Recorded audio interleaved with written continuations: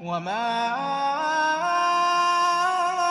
أرسلناك إلا رحمة للعالمين قل إنما يوحى إلي أنما إلهكم إله واحد فهل أنتم مسلمون؟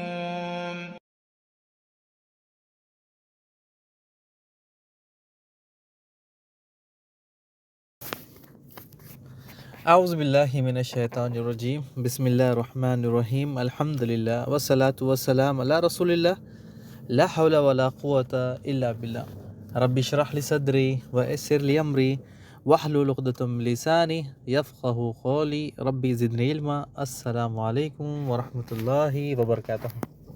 عزت دار بہنیں، عزت دار بھائی، پیارے بچوں، آپ سب کا استقبال ہے اس ہمارے سیرت نبی صلی اللہ علیہ وسلم ایپیسوڈ 46 میں۔ الحمدللہ اللہ سبحانہ تعالیٰ نے پھر سے ہمیں جمع کیا تاکہ ہم اس کے حبیب محمد مصطفیٰ صلی اللہ علیہ وسلم کا ذکر خیر کریں۔ لاسٹ ایپیسوڈ 45 میں ہم نے ریویژن کیا تھا۔ اللہ سے امید کرتا ہوں کہ آپ کو تمام چیزیں، واقعات اس سفر میں جو ہم نے پڑھی تھی، جو جانا تھا، جو سیکھا تھا، دل اور دماغ میں محفوظ ہوں گے۔ آپ اس ویڈیو کو دوبارہ سنیں، دوبارہ سننے کے ساتھ ساتھ اس میں جو مین پوائنٹس ہیں اس کو لکھ لیں تاکہ یہ تمام چیزیں ہماری یادداشت میں محفوظ ہو جائیں۔ پھر اس کے بعد ہم نے مصعب بن عمیر رضی اللہ تعالیٰ عنہ کا واقعہ جانا تھا۔ اس کے بعد سعد بن معاذ رضی اللہ تعالیٰ عنہ کے بارے میں جانا تھا۔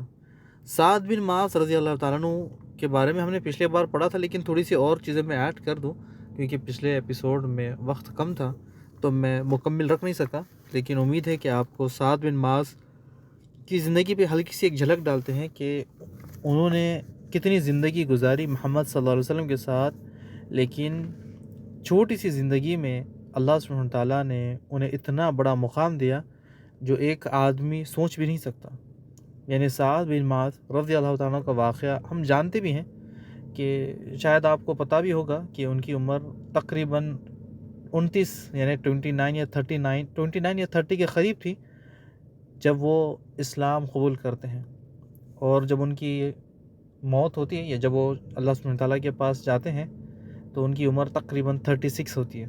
تو آپ لگا لیں 6 سال یا 6.5 سال یا اس کے اندر ہی آپ لگا لیں، یعنی 6 یا 7 سال کے اندر وہ کارنامے کرتے ہیں، اللہ کے قریبی بندے بن جاتے ہیں۔ اتنے قریب کہ جب سعد بن معاذ رضی اللہ تعالیٰ عنہ کا انتقال ہوتا ہے، اللہ سبحانہ تعالیٰ کا عرش ہل جاتا ہے۔ یعنی عرش ہلنے کا مطلب آگے آپ جانیں گے کہ جب سعد رضی اللہ عنہ کا انتقال ہوتا ہے، اللہ کا عرش جھوم جاتا ہے، فرشتے خوش ہو جاتے ہیں کہ اللہ سبحانہ تعالیٰ کا ایک خاص بندہ وہ آسمان پر اللہ سے ملاقات کرنے کے لیے آ رہا ہے۔ صرف 6 یا 7 سال انہیں اسلام میں ملے، لیکن انہوں نے وہ کارنامے کر دیے جو بڑے بڑے سردار نہیں کر سکتے تھے۔ ہم اس سردار والے جو ٹاپک ہے، یعنی آپ نے پہلے بھی ہمارے بھائی بہن بچوں نے سنا ہوگا کہ ہماری انبیاء والی سٹوری آپ کو یاد ہوگا کہ جب بھی انبیاء اسلام لے کر آتے، بھلائی کی بات لے کر آتے، تعلیم دیتے، سب سے پہلے سردار بیچ میں آتے، سب سے پہلے سردار اس اسلام کا انکار کرتے، اور جو لوگ اسلام میں داخل ہوتے انہیں اس سے روکتے۔ اگر آپ دیکھیں کہ نوح علیہ السلام کی قوم کے بڑے بڑے سردار اسلام کے خلاف تھے اور غریبوں کو اسلام سے روکتے تھے، ایسے ہی شعیب علیہ السلام، لوط علیہ السلام، ایسے ہی موسیٰ علیہ السلام۔ لیکن جب بات سردار سعد بن معاذ رضی اللہ تعالیٰ عنہ کے پاس اسلام کی دعوت آتی ہے، فوراً اسلام قبول کر لیتے ہیں اور اپنے تمام قبیلے کو اسلام کے اندر داخل کر لیتے ہیں۔ سعد بن معاذ مصعب رضی اللہ تعالیٰ عنہ کو اپنے گھر میں مہمان بنا لیتے ہیں، اور یہ اور دوسرے صحابہ مل کر مدینہ کی گلیوں میں دین کی دعوت دینے میں مشغول ہو جاتے ہیں۔ جب جنگ احزاب کا واقعہ آتا ہے کہ یہودیوں نے مسلمانوں کو دھوکہ دیا، آپ کو یاد ہوگا، شاید آپ نے سنا بھی ہوگا، جنگ احزاب یعنی خندق والی جنگ۔ محمد صلی اللہ علیہ وسلم کو تمام جو کافر تھے 10,000 کا لشکر وہ گھیر لیتے ہیں، مسلمان اور یہودیوں کے بیچ میں ایک ایگریمنٹ تھا کہ باہر سے اگر کوئی بھی طاقت یثرب پہ حملہ کرے گی تو دونوں مل کر اس کی دفاع کریں گے مدینہ کا، لیکن یہودیوں نے اس ایگریمنٹ کو توڑ دیا۔ جب یہ 10,000 کا لشکر جنگ احزاب میں، جنگ خندق میں چلا جاتا ہے، اس کے بعد جبرائیل علیہ السلام کہتے ہیں کہ اللہ کے رسول صلی اللہ علیہ وسلم آپ نے، مسلمانوں نے ہتھیار اتار دیے لیکن فرشتوں نے ہتھیار نہیں اتارے۔ اللہ سبحانہ تعالیٰ کا حکم ہے کہ آپ ان کے طرف بڑھیں، یہودیوں کی طرف، اور ان کا کام تمام کریں۔ اب جب جنگ احزاب میں یہودیوں مسلمانوں کو دھوکہ دیتے ہیں، محمد صلی اللہ علیہ وسلم اور صحابہ یہودیوں کے قلعوں کا گھیراؤ کر لیتے ہیں، بعد میں کچھ ہی دنوں میں یہودی سرنڈر کر دیتے ہیں۔ اس کے بعد یہودیوں کے جو بڑے سردار ہیں وہ آتے ہیں، کہتے ہیں کہ اے محمد صلی اللہ علیہ وسلم، ہمارے نزدیک سعد بن معاذ رضی اللہ عنہ بڑے افضل ہیں، آپ انہیں بلائیں، انہیں بلا کر ان سے فیصلہ کروائے، جو وہ فیصلہ کریں گے ہم اس پر راضی ہیں۔ محمد صلی اللہ علیہ وسلم کہتے ہیں کہ سعد کو بلایا جائے۔ سعد رضی اللہ عنہ آتے ہیں، جب محمد صلی اللہ علیہ وسلم بتاتے ہیں کہ دیکھیں اے سعد، یہ یہودی کہتے ہیں کہ آپ جو فیصلہ کریں گے وہی یہ مانیں گے۔ سعد نے کہا کہ یا رسول اللہ صلی اللہ علیہ وسلم، جو میں کہوں گا وہی ہوگا؟ محمد صلی اللہ علیہ وسلم نے کہا کہ ہاں، آپ جو کہو گے ویسے ہی ہوگا۔ سعد بن معاذ نے کہا کہ یا رسول اللہ صلی اللہ علیہ وسلم، آپ یہ یہودیوں کے تمام مردوں کو قتل کر دیں، ان کی عورتوں کو غلام بنا لیں، ان کے بچوں کو غلام بنا لیں، اور جو ان کا مال ہے وہ مسلمانوں میں تقسیم کر دیں۔ محمد صلی اللہ علیہ وسلم نے فرمایا، سعد تم نے وہ بات کہی جو عرش والے کا حکم تھا۔ یعنی اس جنگ میں یہودیوں نے دھوکہ دیا تھا مسلمانوں کو، اللہ سبحانہ تعالیٰ کا فیصلہ تھا کہ یہودیوں کے گلے کٹ کر دیں، تو سعد بن معاذ رضی اللہ عنہ نے بھی یہی فیصلہ کیا۔ اس جنگ احزاب خندق میں سعد بن معاذ رضی اللہ عنہ کو ایک تیر لگتا ہے، اور تیر لگنے کی وجہ سے یہ زخمی ہو جاتے ہیں۔ سعد بن معاذ کے آخری الفاظ تھے کہ یا اللہ، اگر مکہ کے مشرکوں سے جنگ ختم ہو گئی تو پھر مجھے اپنے طرف بلا لے، اور اگر جنگ باقی ہے تو مجھے زندہ رکھ تاکہ میں محمد صلی اللہ علیہ وسلم کا ساتھ دیتا رہوں۔ یہاں پر ہی اسی لمحات میں، یعنی کچھ ہی لمحات میں یا کچھ ہی دنوں میں سعد رضی اللہ عنہ کا انتقال ہو جاتا ہے، اور جب ان کی میت کو اٹھاتے ہیں صحابہ ایک دوسرے سے بات کرتے ہیں، کیا بات ہے، سعد کی میت بہت ہلکی لگنے لگتی ہے، یعنی بہت ہلکے محسوس ہو رہی ہے۔ محمد صلی اللہ علیہ وسلم کہتے ہیں کہ 70,000 فرشتے آئے ہیں سعد کی میت کو کھانا دینے کے لیے، یعنی یہ مقام تھا سعد رضی اللہ عنہ کا، یعنی 6 یا 7 سال کی زندگی پائی اسلام میں، لیکن وہ رتبہ پایا جو دوسرے نہیں پا سکے۔ اور جب بھی ان کے قبیلے کا نام آتا ہے، بنی عبد الاشل یعنی اوس کا قبیلہ، تو سعد رضی اللہ عنہ کی یاد آ جاتی ہے، اور ایک اور شخص کی نام جب آتا ہے، یعنی سب سے پہلے ایک سعد رضی اللہ عنہ کی وجہ سے یہ قبیلہ بڑا مشہور ہو گیا، ایک اور شخص تھا جن کی وجہ سے یہ قبیلہ اور مشہور ہو گیا، ان کا نام تھا اسیرم رضی اللہ تعالیٰ عنہ۔ آپ کو یاد ہوگا کہ جب سعد بن معاذ رضی اللہ تعالیٰ عنہ نے اپنے قبیلے والوں کو دعوت دی تھی، اس میں سے ایک شخص اسیرم، جس نے اسلام قبول نہیں کیا، لیکن اسیرم رضی اللہ تعالیٰ عنہ بعد میں اسلام لے کر آتے ہیں۔ یعنی آپ اسیرم رضی اللہ تعالیٰ عنہ کا نام یاد رکھیں، اور سعد بن معاذ رضی اللہ تعالیٰ عنہ کا نام یاد رکھیں۔ جب بھی قبیلے بنی عبد الاشل کا نام آتا ہے تو ان کی بات ضرور اٹھتی ہے۔ یعنی جب سعد رضی اللہ تعالیٰ عنہ نے اپنے قبیلے والوں سے کہا کہ تم سے میری بات چیت حرام ہے جب تک تم گواہی نہ دے دو اشہد ان لا الہ الا اللہ و اشہد ان محمدن عبدہ و رسولہ۔ تمام بنی عبد الاشل والے ایمان لے کر آتے ہیں سوائے اسیرم کے۔ اسیرم رضی اللہ تعالیٰ عنہ جنگ احد میں ایمان لے کر آتے ہیں۔ اسیرم محمد صلی اللہ علیہ وسلم کے پاس آتے ہیں جنگ احد میں، یا رسول اللہ، کہتے ہیں کہ یا رسول اللہ، کیا میں لڑوں یا پہلے اسلام لے کر آؤں؟ محمد صلی اللہ علیہ وسلم کہتے ہیں کہ سب سے پہلے تم اسلام لے کر آؤ، اس کے بعد لڑو۔ اسیرم جنگ کے میدان میں کود جاتے ہیں، اور جب کود جاتے ہیں تو لوگ کہتے ہیں کہ اسیرم تم قبیلے کی وجہ سے لڑنے آئے ہو یا پھر مسلمان کی؟ تو انہوں نے کہا کہ میں مسلمان ہو گیا ہوں۔ جنگ کے میدان میں کود پڑتے ہیں اور شہادت کا جام پی لیتے ہیں۔ انہی کے بارے میں محمد صلی اللہ علیہ وسلم کہتے ہیں، اور یہ نام اسیرم یاد رکھیں، یہ بڑے لکی صحابہ ہیں۔ محمد صلی اللہ علیہ وسلم خود کہتے ہیں کہ اسیرم نے کوئی عمل ہی نہیں کیا، صرف جہاد کیا، لڑا، لیکن اتنا بڑا انعام پا گئے۔ ایک نماز نہیں پڑھی، ایک روزہ بھی نہیں کیا، صرف ایک چھوٹی سی نیکی، یعنی صرف جہاد کے لیے چلے گئے، اسلام قبول کیا اور جنت کو پا لیا۔ یعنی اسلام قبول کرتے ہی سیدھا جہاد میں گئے اور جہاد سے سیدھا جنت، یعنی چھوٹا سا عمل اور بہت بڑا اجر ان کا نام۔ یعنی سعد بن معاذ اور اسیرم رضی اللہ تعالیٰ عنہ کی یاد آتی ہے، اور جب قبیلہ بنی عبد الاشل کا نام آئے گا تو ان کا نام ہمیں یاد رکھنا ہے۔ اب آتے ہیں یثرب میں۔ یثرب میں اسلام پھول رہا تھا، کھیل رہا تھا۔ یثرب کے صحابہ جن کا لقب انصار ہم کہتے ہیں، یعنی آپ نام یاد رکھیں، یہ الفاظ بعد میں آگے جا کر یاد آئے گا۔ انصار صحابہ جو یثرب میں رہنے والے ہیں، مجاہر صحابہ جو ہجرت کر آتے ہیں مکہ سے۔ یعنی آپ یہ نام یاد رکھیں کہ انصار مدینہ کے صحابہ کو کہتے ہیں اور مہاجر یہ مکہ کے صحابہ کو کہتے ہیں۔ جب مسلمانوں کے لیے یثرب کے دروازے کھل گئے، مکہ کے صحابہ ہجرت کر یثرب آنے لگے، وہ ہم انشاءاللہ بعد میں جانیں گے۔ بس آپ کو یاد رکھنا ہے کہ انصار مدینہ والوں کو کہتے ہیں اور مہاجر مکہ والوں کو کہتے ہیں۔ اب یثرب میں مسلمانوں کے لیے دروازے کھل گئے۔ موصب رضی اللہ تعالیٰ عنہ، سعد بن معاذ رضی اللہ تعالیٰ عنہ، اسد بن زرارہ اور بھی صحابہ مل کر اسلام کی دعوت عام کر رہے تھے۔ مدینہ کے کوئی ایسا گھر بچا ہی نہیں تھا جس میں اسلام کی دعوت پہنچی نہیں۔ یعنی کچھ ایسے قبیلے تھے، کچھ ایسے تھے وہ اسلام ابھی نہیں لے، لیکن وہ بعد میں اسلام لے کر آتے ہیں۔ جیسے ہی حج کا موسم آتا ہے، یعنی نبوت کا 13واں سال، یہ یاد رکھے، نبوت کا 13واں سال یعنی 13واں سال، محمد صلی اللہ علیہ وسلم کی عمر کتنی ہو گئی اب؟ کون بتائے گا؟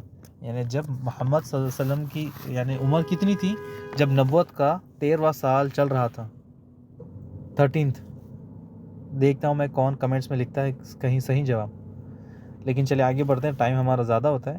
یعنی نبوت کا جب 13واں سال تھا، محمد صلی اللہ علیہ وسلم کی عمر 53 ایئرس تھی۔ یعنی یہی 53 ایئرس آپ صلی اللہ علیہ وسلم مکہ کو چھوڑ کر الوداع کہتے ہیں اور مدینہ جاتے ہیں۔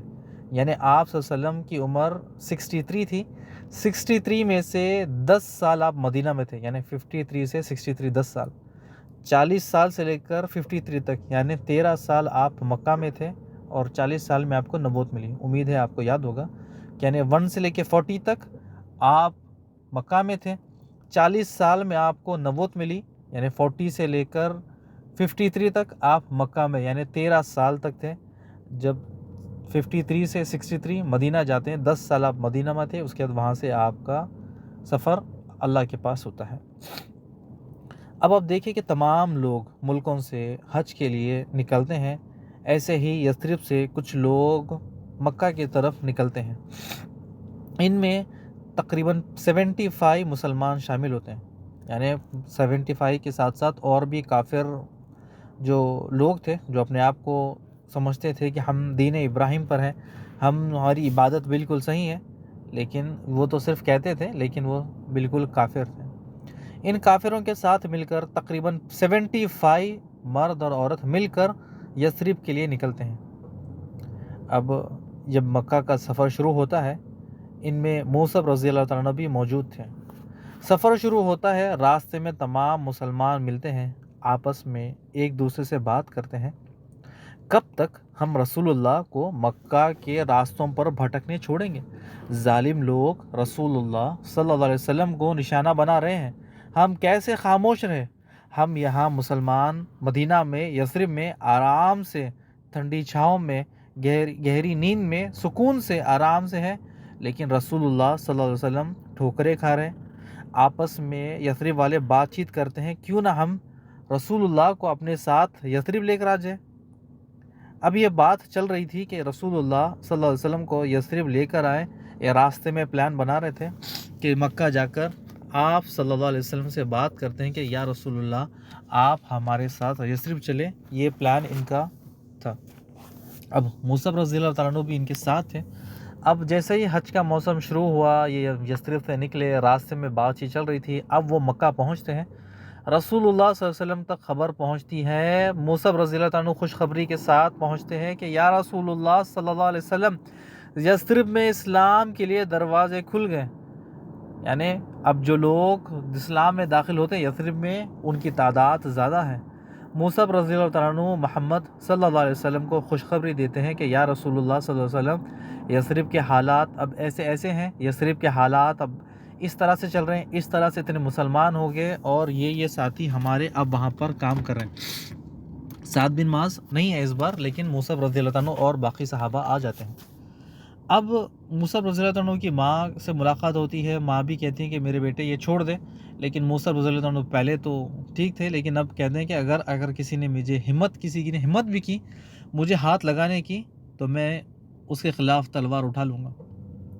یعنی موصب رضی اللہ عنہ اپنے ماں سے ملاقات کرتے ہیں، یعنی ماں ان کی بڑی نرم دل تھی، یہ بھی ان سے محبت کرتے تھے، لیکن ماں بھی کفر کے راستے پر تھی اب تک، اللہ عالم بعد میں اسلام لے کر آتی ہے نہیں ہے، مجھے ان کے بارے میں یاد نہیں۔ اب آگے بڑھتے ہیں کہ موصب رضی اللہ عنہ محمد صلی اللہ علیہ وسلم کو خوشخبری دیتے ہیں اور بتاتے ہیں کہ کیسے وہاں پر کام چل رہا ہے۔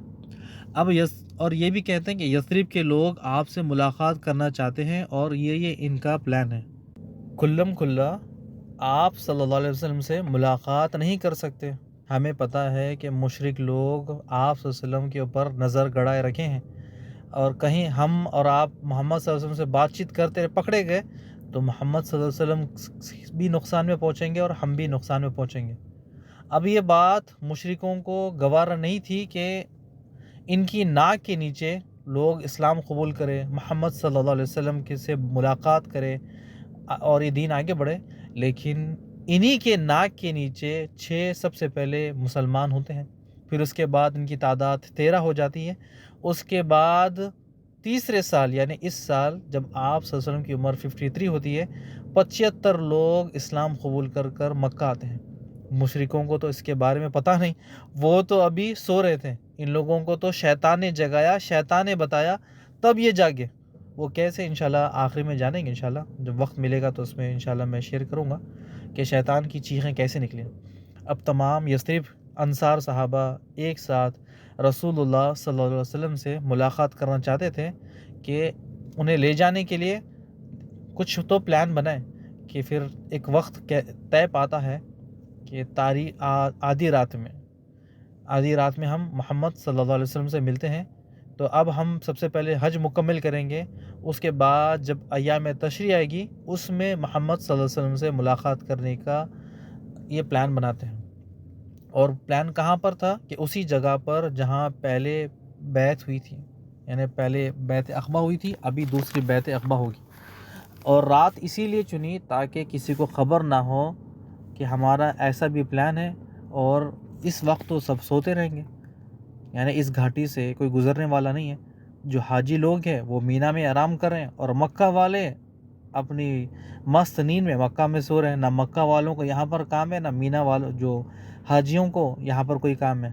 اب محمد صلی اللہ علیہ وسلم سے ڈے اور ٹائم فکس ہوتا ہے کہ ہم اس رات میں اس جگہ پر محمد صلی اللہ علیہ وسلم سے ملیں گے، یعنی ایام تشریق میں، یعنی 12 حج کے تیسرے دن یعنی 12 ذوالحجہ کو، تاریخ 12 ذوالحجہ کو ہم محمد صلی اللہ علیہ وسلم کو آدھی رات یعنی رات کے آخری حصے میں محمد صلی اللہ علیہ وسلم سے ملاقات کریں گے، اور کہاں پر؟ وہ بھی اس گھاٹی میں۔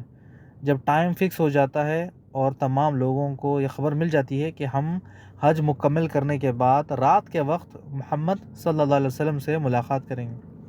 اب حضرت کعب بن مالک رضی اللہ تعالیٰ عنہ خود اس میں شامل تھے، اور یہ پورا واقعہ وہ خود سناتے ہیں، یعنی رحیق المختوم میں یہ جو کعب بن مالک رضی اللہ تعالیٰ عنہ اپنا واقعہ خود سناتے ہیں کہ ہم نے یہ سارا سب کچھ پلان بنا لیا، اور پلان کے ساتھ ساتھ ہمارے قریبی سردار تھے عبداللہ بن حرام، یہ بڑے عزت والے شخص تھے، ابھی تک یہ اسلام میں داخل نہیں ہوئے، لیکن یہ بڑے عزت بڑے احترام والے تھے۔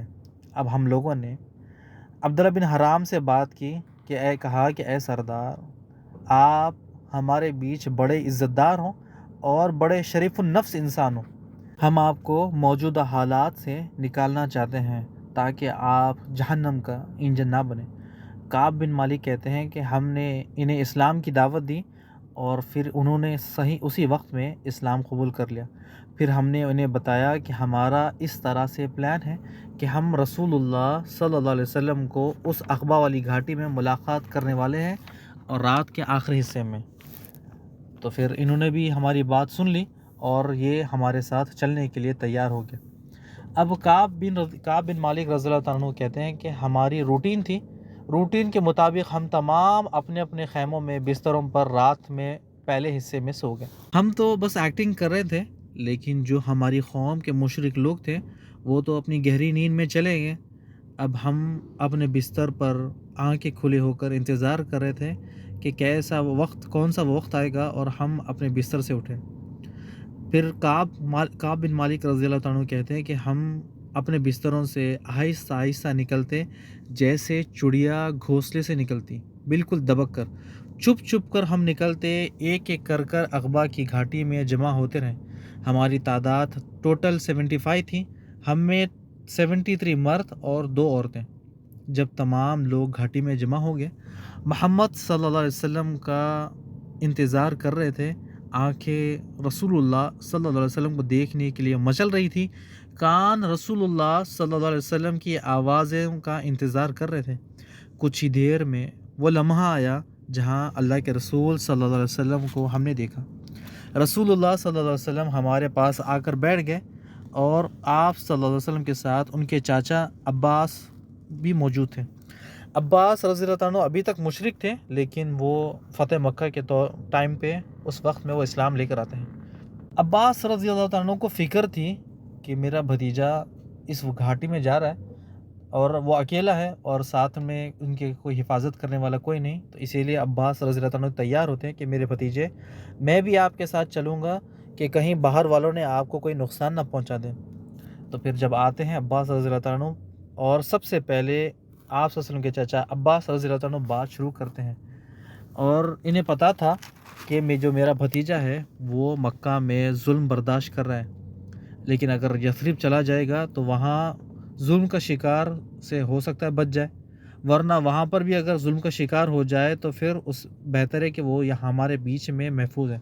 انہیں پتہ تھا کہ یثرب کے لوگ انہیں لے جانے والے ہیں، لیکن موقع اچھا ہے، اگر میرا بھتیجا وہاں امن و سکون سے اگر رہ جائے تو ہمیں تو یہی چاہیے کہ ہمارا رشتہ دار وہاں حفاظت سے رہے، لیکن اگر اس پہ بھی وہاں کسی نے حملہ کر دیا یا اسے زخمی کر دیا یا پھر اس کی جان لے لی تو پھر اس سے بہتر تھا کہ محمد صلی اللہ علیہ وسلم ہمارے بیچ میں حفظ و ایمان میں رہتے۔ اب یہاں مجلس میں اوس اور خزرج والے دونوں شامل تھے، یعنی اوس اور خزرج دو یہ قبیلے مدینہ کے، اب دونوں مکس تھے اس میں۔ اب تو پہلے دونوں قبیلے ایک تھے، لیکن بعد میں لڑائی کی وجہ سے الگ الگ ہو گیا۔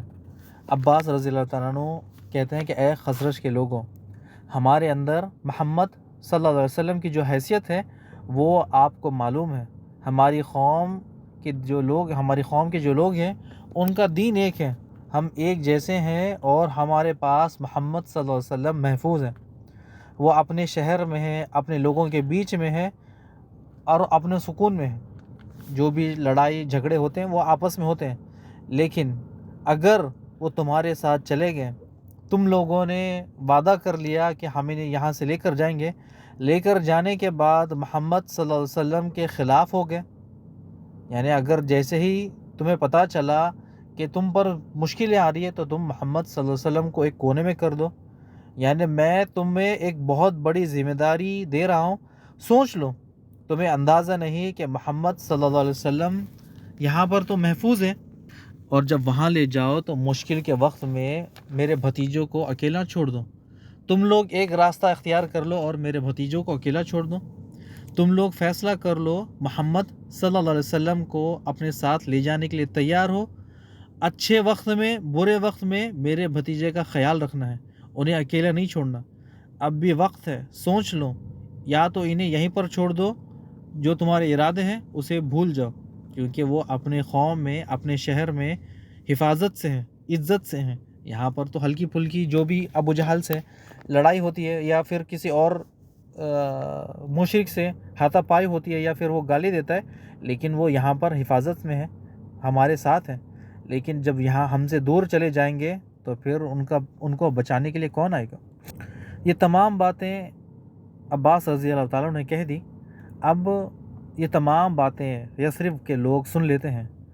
अब इनका खून जोश मारने लगता है और मौत पर बैत करते हैं। काब बिन मालिक रज़ी अल्लाह ताला कहते हैं कि ए अब्बास रज़ी अल्लाह ताला, हमने आपकी बात सुन ली, अब रसूलुल्लाह सल्लल्लाहु अलैहि वसल्लम गुफ्तगू करें। फ़तकल्लमू या रसूलुल्लाह सल्लल्लाहु अलैहि वसल्लम, आप उठे और हाथ बढ़ाए। जिस बारे में आप हमसे बैत करना चाहते हैं वो बैत अभी ले लें। जो माहिदा करना चाहते हैं वो कर लें। जो शर्त रखना चाहते हैं वो शर्त रखें। जो वादा आप ले लें हमसे, हम उसे पूरा करेंगे। आप जो चाहते हैं वो कहें, बस आप हमसे बैत ले लें। जो आप हमारे बीच में एग्रीमेंट बना लें, आप और हमारे बीच में जो माहिदा लिख ले, वो कोई भी इसकी कंडीशन हो, हम तैयार हैं। यानी काब बिन मालिक रज़ी अल्लाह तआला कहते हैं कि आप रसूलुल्लाह सल्लल्लाहु अलैहि वसल्लम आप जो कहें हम उसके लिए तैयार हैं। काब बिन मालिक रज़ी अल्लाह तआला कहते हैं कि ए अंसार के लोगों, जो मैंने कहा क्या तुम उस पर राज़ी हो। अंसार के सहाबा ने कहा कि हम बिल्कुल इस पर राज़ी हैं, आपने जो कहा हम इस पर राज़ी हैं। इसमें से एक शख्स उठते हैं, कहते हैं कि ए यसरिब के लोगों, सोच लो, रसूलुल्लाह सल्लल्लाहु अलैहि वसल्लम को ले जाने का मतलब मौत को दावत देना है। तमाम अरब तुम्हारे ख़िलाफ़ हो जाएंगे, तुम्हें क़त्ल कर देंगे, तुम्हारा माल तुम्हारा खेत तबाह कर देंगे, तुम्हारी औलाद को यतीम कर देंगे, तुम्हारी बीवियों को बेवा कर देंगे। अब भी सोच लो, मौत तुम्हारे सर पर है। अगर तुम्हें मौत पर सिग्नेचर करना है तो फिर यहीं पर छोड़ दो। ये मोहम्मद सल्लल्लाहु अलैहि वसल्लम अपने घर में अपने रिश्तेदारों के साथ अपने शहर में महफूज हैं। अब अगर तुम इन्हें ले जाते हो तो तैयार रहो कि मौत तुम्हारे सर पर है। तुम तैयार रहो हर चीज़ कुर्बान करने के लिए, अब तुम्हारी मर्ज़ी। इन सब में से एक शख्स उठते हैं, बरा बिन मामिर। वो कहते हैं कि या रसूलुल्लाह सल्लल्लाहु अलैहि वसल्लम, इनकी बातों को छोड़े, आपकी हम ऐसी हिफाजत करेंगे जिस तरह औलाद की करते हैं। हथियार तलवार हमारा खिलौना है, आप फ़िक्र ना करें। जैसे हम अपने बच्चों की हिफाजत करते हैं उससे ज़्यादा हम आपकी हिफाजत करेंगे। या रसूलुल्लाह सल्लल्लाहु अलैहि वसल्लम, जो बैत लेना चाहते हैं आप ले लें, बस आप अपना हाथ आगे बढ़ाएं। यानी उसके बाद फिर असद बिन ज़ुरारा रज़ी अल्लाह ताला उठते हैं, कहते हैं कि देखो यसरिब के लोगों, सोच लो, रसूलुल्लाह सल्लल्लाहु अलैहि वसल्लम को ले जाने का मतलब मौत है, यानी मौत पर दस्तखत करना। अल्लाह के रसूल ले जाने का मतलब पूरी दुनिया की दुश्मनी अपने तरफ मोड़ लेना। अगर तुम्हें निभाना है, अगर तुम ये निभा सको तो तुमसे कोई बेहतर नहीं, अगर तुम ना निभा सको तो तुमसे बदतर कोई नहीं। सोच लो लोगों, अगर मोहम्मद सल्लल्लाहु अलैहि वसल्लम के हाथ पर बैत कर ली, इसका मतलब ये है कि तुमने मौत पर सिग्नेचर कर ली। अंसार के लोगों ने कहा कि या रसूलुल्लाह सल्लल्लाहु अलैहि वसल्लम, आप हाथ बढ़ाए और हम आपके हाथ पे बैत करते हैं। अब उसके बाद रसूलुल्लाह सल्लल्लाहु अलैहि वसल्लम अपना हाथ बढ़ाते हैं और उससे पहले जो बैत के अल्फाज है वो जान लेंगे, उसके बाद हम इंशाल्लाह आगे बढ़ेंगे। मोहम्मद सल्लल्लाहु अलैहि वसल्लम कहते हैं, मुझ पर इस बात से अहद करो, इस बात पर बैत करो, चुस्ती और सुस्ती में हर हाल में मेरी बात मानोगे। दूसरा, तंगी और ख़ुशी में मुझ पर माल खर्च करोगे। तीसरा, भलाई का हुक्म दोगे, बुराई से बचोगे। चौथा, अल्लाह की राह में उठ खड़े होगे। अल्लाह के मामले में किसी की बात नहीं मानोगे, ना किसी माँ, ना किसी बाप, ना किसी भाई, ना किसी सरदार की। जब अल्लाह का हुक्म हो जाए, अल्लाह का हुक्म आ जाए, अल्लाह की बात आ जाए तो फिर इसके आगे किसी की बात नहीं चलेगी। पांचवा, और जब मैं तुम्हारे पास आ जाऊं तो तुम मेरी मदद करना। जिस चीज़ से तुम अपने बच्चों की हिफाजत करते हो, इस चीज़ से मेरी भी हिफाजत करना। लोगों ने कहा डन, जो आप कहे वो तमाम बातों पर हम राज़ी हैं। मोहम्मद सल्लल्लाहु अलैहि वसल्लम, आप हाथ बढ़ाए, हम आपके हाथ पे बैत करने के लिए तैयार हैं। इसमें से लोगों ने कहा कि या रसूलुल्लाह सल्लल्लाहु अलैहि वसल्लम, ये तमाम चीज़ों के बाद हमें क्या मिलेगा। आपने कहा कि जन्नत। तब लोगों ने कहा कि बस अब हाथ दे दीजिए, हम बैत के लिए तैयार हैं। پھر رسول صلی اللہ علیہ وسلم نے قرآن کی تلاوت کی، قرآن کی تلاوت کے بعد پھر آپ نے اسلام کے بارے میں بتایا۔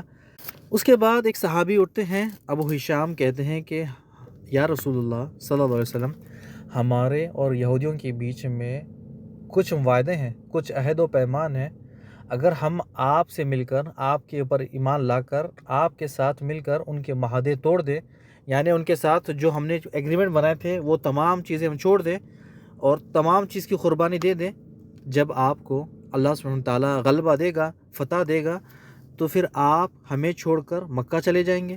یعنی ہم تو پہلے مکہ، جو مدینہ کے یہودی ہیں ان کے ساتھ ایگریمنٹ بنائے تھے، ان کے ساتھ ہمارے عہد و پیمان تھا، لیکن جب آپ کو مکہ فتح ہو جائے گا تو آپ مکہ چلے جاؤ گے، تو پھر ہمارا کیا ہوگا؟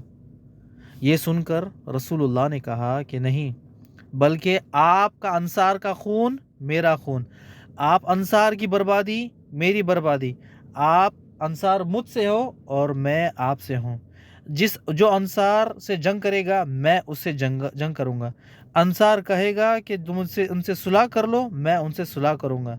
یہ میرے الفاظ سنتے ہی، یعنی یہ الفاظ محمد صلی اللہ علیہ وسلم کی زبان سے باہر نکلتے ہی تمام لوگ بیعت کرنا شروع کر دیے۔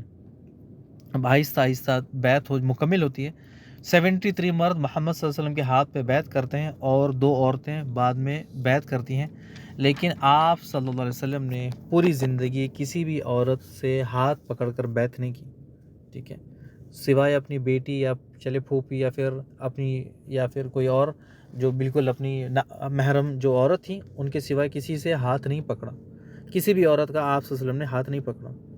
اب رسول اللہ صلی اللہ علیہ وسلم کی بات چیت مکمل ہوتی ہے، یثرب میں کون جا کر کیا کام کرے گا، کون کیسا کرے گا، یہ تمام طے ہوتا ہے کہ کون سردار کون سے علاقے میں کام کرے گا، تمام چیزیں۔ لیکن جیسے ہی تمام لوگوں نے موت پر بیعت کر لی اور یہ بیعت مکمل ہو گئی، لوگ آہستہ آہستہ جانے لگے، شیطان کی چیخ نکل گئی، یعنی شیطان کو برداشت نہیں ہوا کہ ان لوگوں نے موت پر بیعت کر لی۔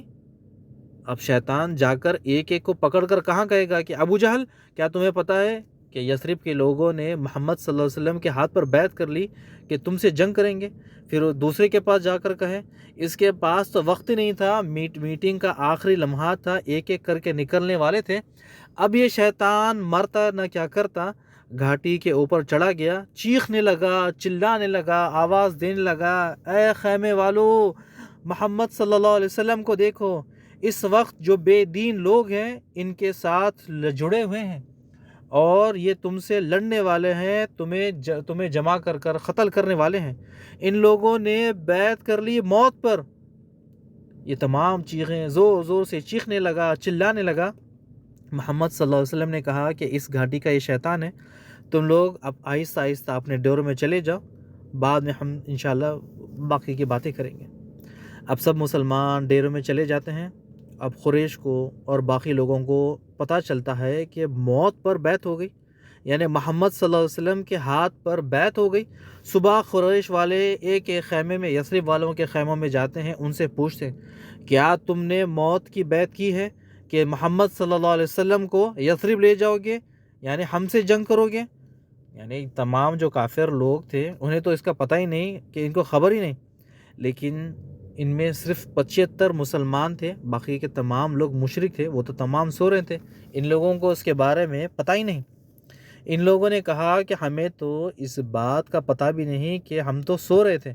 قریش والوں نے جو یثرب کے سردار تھے ان کو پکڑا، کیا رات میں آپ کے قبیلے والوں نے ایسی بیعت لی کہ ہم محمد صلی اللہ علیہ وسلم کو پناہ دیں گے اور پھر اس کے بعد ان کے ساتھ مل کر مکہ پر حملہ کریں گے؟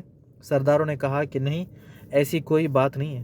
لیکن ان میں جو 75 مسلمان تھے وہ بالکل خاموش، ایک دوسرے کو دیکھ رہے تھے، کچھ کہہ ہی نہیں رہے تھے، نہ ہاں نہ یا، یعنی ہاں کہہ رہے تھے نہ کہہ رہے تھے، بس ایک دوسرے کو دیکھ رہے تھے۔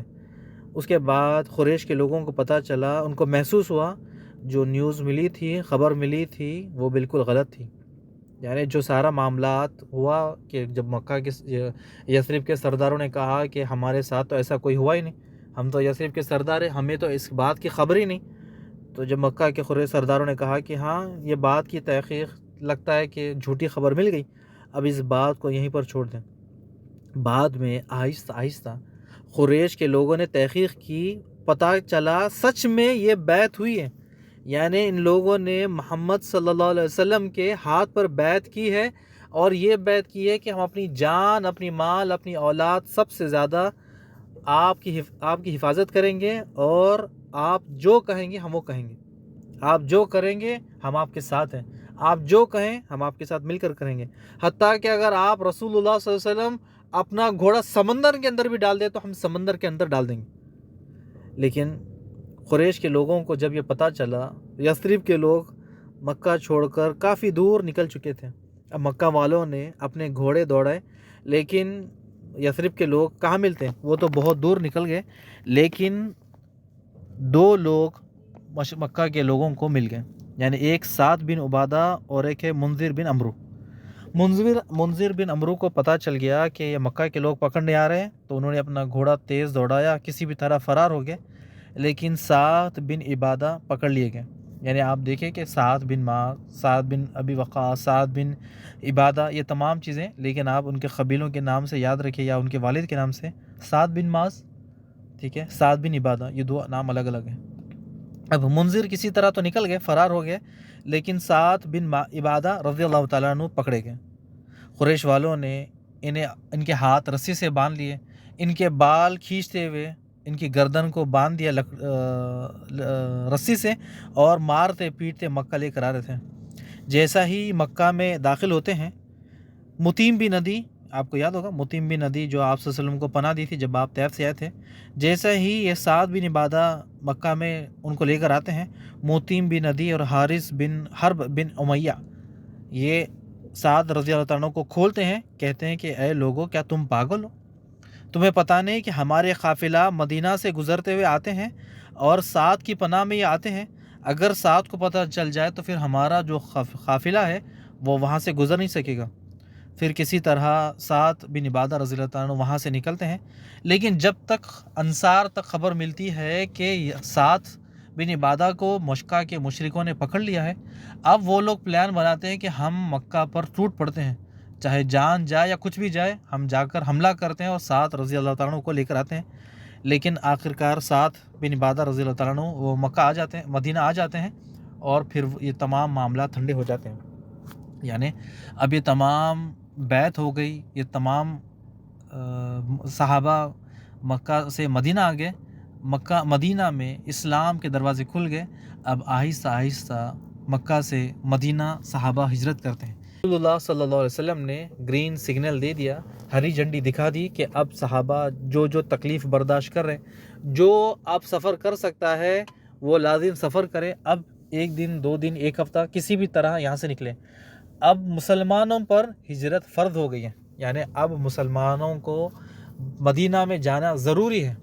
پہلے کچھ لوگ حبشہ چلے گئے تھے، لیکن جن کی مرضی تھی، جو تکلیف برداشت کر رہے تھے یا نہیں کر سکتے تھے، تو ان کو ایک چھوٹ دی گئی تھی کہ اگر وہ رکنا چاہتے تو مکہ میں رکے، ورنہ اگر برداشت نہیں ہو رہے، ٹارچر نہیں برداشت کر رہے، تو پھر وہ حبشہ چلے جائے۔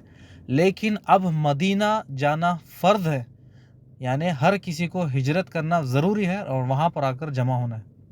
اب یہاں سے اسلامک تحریک نکلتی ہے اور دنیا کے کونے کونے میں پہنچتی ہے، آپ تک پہنچی، مجھ تک پہنچی۔ یہ تمام چیزیں کہاں سے نکلی؟ مدینہ سے۔ انشاءاللہ ہم اس کا سفر آگے کریں گے، آگے جانیں گے کہ مدینہ کی جو سفر ہے وہ کس طرح سے صحابہ ایک ایک کر مدینہ جاتے گئے۔ بعد میں رسول اللہ صلی اللہ علیہ وسلم مدینہ کے لیے نکلتے ہیں، لیکن رسول اللہ صلی اللہ علیہ وسلم بنا اللہ کی اجازت کے مکہ نہیں چھوڑ سکتے ہیں، جب اللہ کا حکم ہوگا جب ہی جائیں گے۔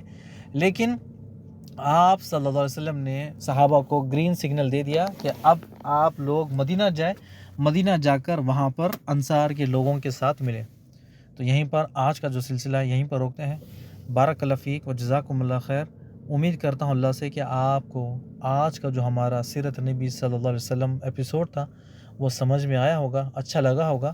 یہ محمد صلی اللہ علیہ وسلم کی جو تکالیف تھی، ہم سن کے ہی آنکھوں میں آنسو آتے ہیں، لیکن جو دین ملا ہمیں وہ بڑا آسانی سے ملا۔ یعنی صحابہ نے کتنی چیزیں قربانی دی، اپنی اولاد، اپنی جان، اپنے مال، اپنا کھیت، ہر چیز قربان کر دیا دین کی خاطر، محمد صلی اللہ علیہ وسلم کی خاطر، اور ہم کیا قربان کر سکتے ہیں؟